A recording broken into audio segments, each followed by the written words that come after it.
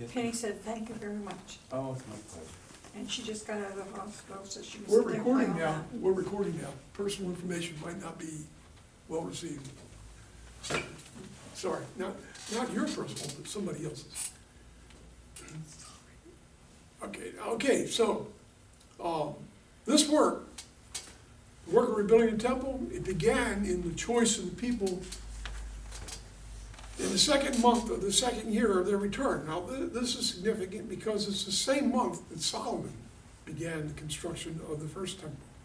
So there's a lot of things to trigger nostalgia in the hearts and the minds of the people who witnessed this, who had seen the first temple when it was constructed. Even more importantly, this construction of the temple was begun before they thought about their own security. Now think about this. Here they are, a people returning to Jerusalem, and it's like a bunch of migrants coming into a new land, only it was their old land. And they bring everything they have with them, but by the way, everything they have includes gold and silver that was given for the construction of the temple, and articles of treasury. The treasures that had been stolen from them by the Babylonians were returned to them, and they had all this wealth that they were carrying in their baggage. Yet before they begin to build any security into their life and the place where they live, their first thought is to rebuild the temple of God. So they set out to do this without attending to the construction of the city walls. And they're vulnerable to attacks. But this is their choice. The leaders of these events were two men, Joshua and Zerubbabel. They chose to put God and the worship of God ahead of everything else. For them, the Babylonian captivity had not extinguished the flame. The beginning of this project was celebrated with a great deal of fanfare. And as they were celebrating it and watching the foundation be laid for the first time since the city's destruction, they were overwhelmed with emotion. Now, a lot of these people were filled with joy. They were excited, exuberant, rejoicing, but there was a large contingent of people who wept out loud. There was so much noise that you couldn't tell the difference between the two. Both the weeping and the rejoicing are displays of profound passion for the Lord. The fact of their return alone is a demonstration of the mercy of God. God had delayed judgment for sin for them. God had withheld his hand of judgment and instead had blessed them and supplied them. He made provision for the remnant. Let's go to Ezra chapter 6 now. Here there is 2 verses between verses 13 and 18, which were your study text.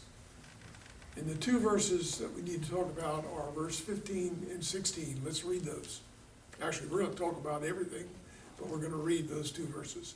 The temple was completed on the 3rd day of the month of Adar in the 6th year of the reign of King Darius. So we have a new king. There were 3 kings in a very brief time in Persia. Talking about King Darius now. It says, then the people of Israel, the priests and the Levites, and the rest of the exiles celebrated the dedication of the house of God with joy. So world history marched on. No matter what was going on in Jerusalem, the world around them was constantly changing, constantly in a state of flux. Kings were raised and kings fell. In in Persia, during this period that they were rebuilding the temple, 3 kings cycled through. All of maintain a kind of benevolence towards the people of Israel.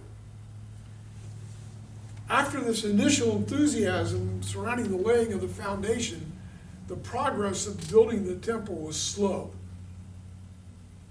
In fact, people became discouraged. They allowed the project to stall. And literally 15 years passed and nothing happened to complete the temple. So God sent 3 powerful and influential men in the nation of Israel. He inspired a prophet by the name of Haggai, a prophet by the name of Zechariah, and a leader by the name of Zerubbabel. In Haggai, chapter 1, verse 4, we read, "Is it a time for you yourselves to be living in your paneled houses while this house remains a ruin?" And then in verse 13, the same prophet who is scolding Israel, verse 13 through 15 says, "The Lord's messenger gave this message of the Lord to the people. I am with you, declares the Lord. So the Lord stirred up the spirit of Zerubbabel, son of Shealtiel, governor of Judah, and the spirit of Joshua, son of Jehozadak, the high priest, and the spirit of the whole remnant of the people. And they came and began to work on the house of the Lord Almighty, their God." So God has inspired Zerubbabel through a prophetic message given to him. But not just through Haggai, who scolded them. He also got a message from Zechariah. Zerubbabel felt weak and he felt inadequate. But the prophet's message was intended to strengthen and encourage him. In Zechariah chapter 4, verse 6, we hear this prophetic message. "So he said to me, 'This is the word of the Lord to Zerubbabel.'" And you've heard this preached many times. He said, "Not by my might, nor by power, but by my spirit, said the Lord Almighty." Now, I even heard that preached. There are a number of songs that have been written that include those words. "Not by my might, nor by power, but by my spirit, said the Lord Almighty." So Zerubbabel was told that he didn't need to rely on his own strength, power, or wit, but on God, who was going to empower him and animate the people to the project. The building of the temple was accomplished through the power of the Lord. It was completed. And during these years, the post-captivity Jews had done what generations of Jews had failed to do. And this was more important even than the building of the temple. They chose to not embrace idol gods. No generation before them had succeeded in making that choice. They kept themselves from the sins of their fathers. They gave no place to idolatry. They rejected the idol gods of the surrounding nations, and there were many. They preserved themselves. They sanctified themselves. And that means that they took steps to separate themselves from sin and to preserve themselves for the Lord, for this work of building the temple. When they dedicated the temple, they sacrificed offerings according to the law. Those offerings are enumerated there in your study text. There's a very important component to it, because they were not just making sacrifices to the Lord, they were making a declaration. They added to the count of goats that were to be offered 10 besides the 2 for Judah and Benjamin. 10 for the lost tribes, the tribes that had been destroyed or decimated. And this action was intended to symbolize the reunification of the 12 tribes of Israel, the seed of Abraham. The people that returned to Jerusalem declared by this offering their solidarity with their brethren. I believe there were some left, but not enough to call themselves tribes. This was a great act of faith. It implied the atonement of God for sin and the continuation of God's covenant with the seed of Abraham. This was a great act of faith. It wasn't just the giving up of some animals for a sacrifice out of some sense of obligation. They desired to make this declaration. Now we're going to move into another phase of the return of Israel. We're going to talk about the rebuilding of the wall. Let's go to Nehemiah chapter 1, verse 3. They said to me, those who survived the exile and are back in the province are in great trouble and disgrace. The wall of Jerusalem is broken down, and its gates have been burned with fire. 70 years have passed from the completion of the rebuilding of the Second Temple at this time. A new word reaches Nehemiah. The city of Jerusalem, the city itself, has not been rebuilt. The temple's been rebuilt. It's in operation, but the city has not been rebuilt. Around him is rubble, the remains of a city that once was. The city walls are in ruins, and this demonstrated a failure in the will of the people. This is God's city, a city given to David in a covenant. When word reaches Nehemiah of its condition, Nehemiah is alarmed. He is concerned. And he is in a position of great power and influence. He's in the king's court.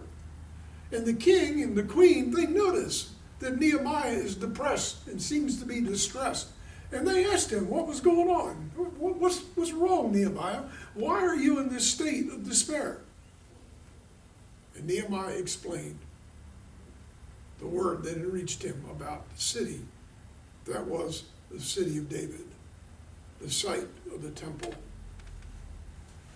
And the king liked Nehemiah so much that he responded with a benevolent act.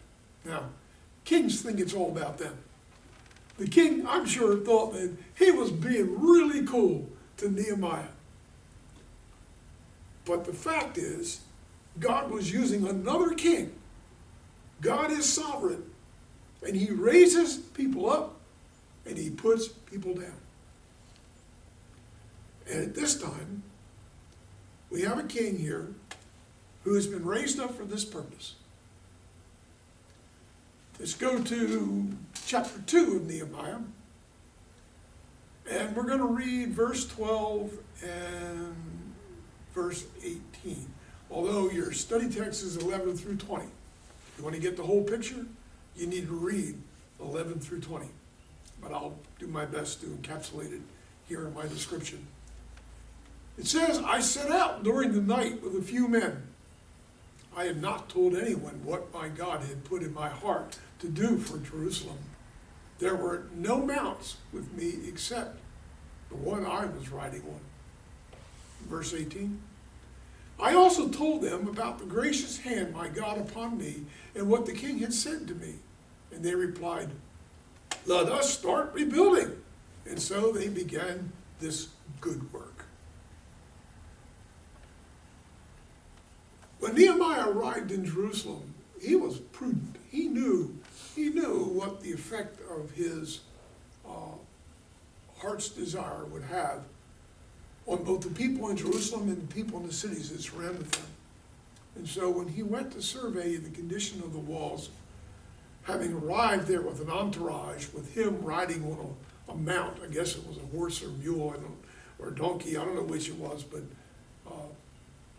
when he arrived, it was clear that he was somebody important in a group of people coming from another land. And it attracted a lot of attention. And so when he went to the wall, he went there secretly at night so he wouldn't arouse the suspicions of the governments that surrounded them, the small towns and cities, their mayors and their leadership. The reason for this is that city walls empower people. It may not seem apparent to us because we don't have walled cities. We're way beyond that in terms of our military capabilities. But in those days, walls around a city were a part of a strategic advantage. If you could build walls, you built security for the people within those walls. You not only built security for the people from within those walls, you represented a threat to the people on the outside. For one, they couldn't get in easily to steal your stuff. For two, it only takes a few people to guard the walls, and that relieves a whole group of men to do other things. In many cities that were walled, those other things turned out to be raiding parties. They would go out from the walls and go to vulnerable cities and take from them food, cattle, donkeys, and any wealth that they had acquired, and bring it back within their city walls. That's just the way communities operated those days. So when he purposed to build the walls, that changed the whole dynamic of the region. Because prior to that, the Jews were vulnerable, and cities could extort them or attack them, could do what they wanted to do, because they had no defenses. But now this project was going to change all of that. The first impulse of the heathens that lived among them, who had people living on the outside, and so their interest wasn't in the city of Jerusalem, but their interest was in their families and their property and things that were outside. Their first impulse was to ridicule and to mock Nehemiah and his group, accusing them of rebelling against the king, disloyalty. But they didn't know Nehemiah. They didn't know the favor that he held in the court. They didn't know that he possessed letters. One letter giving him the authority to travel and do things he was doing from the king, sealed by the king's ring. And he had another letter that was sealed from the king that said that he had the power and the authority of the king to go to the surrounding regions, to the mountainous areas where there were trees and other things that could be used for construction, and demand and take the material needed to rebuild the city walls. He was in possession of those letters. And these fools are accusing him of rebellion against the king, when exactly the opposite was true. God had used the king to empower Nehemiah to rebuild the walls in Jerusalem. These people that reacted this way, they were not people of the covenant. They had no benefit from the covenant other than any security that would derive from being associated with the Jews. That security was not directed towards them, it was incidental. Nehemiah declared that the God in heaven would empower them to build these walls. Nehemiah viewed the fact that the walls hadn't been built as a disgrace. Now, it's true that he understood the strategic importance of walls and how vulnerable the city was, but his first feelings about this were that it signaled a lack of faith on the part of the people and a lack of devotion to the purposes of God. And despair, when there should have been courage, there should have been enthusiasm for the continued construction and restoration of Jerusalem. But that wasn't happening. The Jews and everything they possessed were exposed to potential theft and abuse by an enemy. They were letting this happen. And Nehemiah saw it as a disgrace. There are two things that converged here that make the reconstruction possible. One of those is the power and the will of God invested in Nehemiah. And the other is the support of the king, those letters that he gave to Nehemiah, once again, we see that God uses royalty and government, the powers, the great powers in the world, to keep his covenant with his people. Yes, Pat? Yeah, there's another factor in here that Nehemiah, when he comes upon this situation, the Jews themselves are oppressing each other and not in unity. They're oppressing their fellow Jews. They're not following the law. And Nehemiah pleads to their hearts and to get with God. And I think this is where the Spirit of God comes in, and it actually changes the hearts of these people that are oppressing their fellow Jews, and they're freed up to act as together to do these things, to build a temple and the wall. Yeah, there's a revival that takes place under Nehemiah. That's a big part of it. If we could just focus on Nehemiah and the rebuilding of the walls in a single lesson by itself, we could go into detail about all of that. But we're going to see a little bit more here. We're going to go into chapter 3 and chapter 6 of Nehemiah. So your study text was verses 1 through 2 of chapter 3 of Nehemiah, in verse 28 through 32. But chapter 6, verses 15 and 16 is your printed text. So with the little bit of time I have, let's read that. So the wall was completed on the 25th of Elul in 52 days. When all our enemies heard about this, all the surrounding nations were afraid and lost their self-confidence because they realized that this work had been done with the help of our God. Remember the legacy of Israel in Canaan. The people of Canaan knew the mission that God had given them. They were very much aware of it. Now they viewed Israel as a threat to their very existence. The phrase they like to use today is existential threat. Well, they were an existential threat to them. If they actually did what God had told them to do, they would annihilate the Canaanites. They never really get to that point. But we see that the people around them are intimidated now by the obvious power that God has given the Jews in unifying them on the project of rebuilding the walls. Now, I should point out that in a lot of cases, the walls were a part of the homes of the people that lived in Jerusalem. In other words, an exterior wall of their home would be a part of the wall. Remember Rahab, when she let the spies down through her window, that allowed them to escape out of the city without going through a gate? Such is the way those walls were constructed. And we see that a number of the priests and leaders of the community, when they built the walls, they essentially reinforced their homes and added extensions to the wall between the homes so that they built a wall using existing infrastructure. All of this was witnessed by the surrounding cities, and they were scared. They didn't know what to expect from Israel now. And they went back to their idol gods and prayed to a non-existent God, while Israel was demonstrating the reality of their God. Well, we had passages in Malachi and Hebrews that I wanted to read. We're not going to have time for any of it. I'm in 4 minutes over now. I apologize for the late start we had. We lost a few minutes in the beginning. Next week, we're moving up into the New Testament. So it'll look like a Christmas lesson, but it's not Christmas yet, not even Easter.